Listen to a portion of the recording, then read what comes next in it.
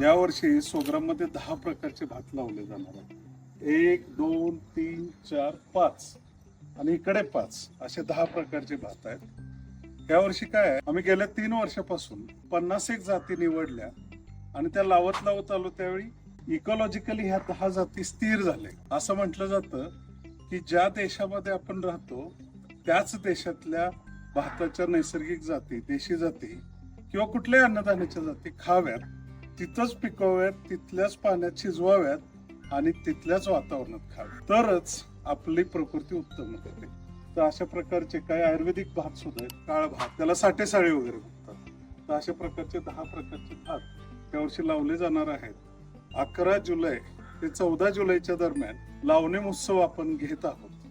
तर सर्वांनी या लावणी महोत्सवासाठी रोज किंवा 1 दिवस किंवा अर्धा दिवस जॉईन होऊ शकता. त्यासोबतच इथलं निसर्गपूरक वातावरण, इथला आहार विहार, पोहण्यासाठी विहीर आहे इकडे, तर त्या गोष्टी सुद्धा आपण एन्जॉय करू शकता. तर चला, भात लावणी महोत्सवाला आपण सहभागी व्हावे.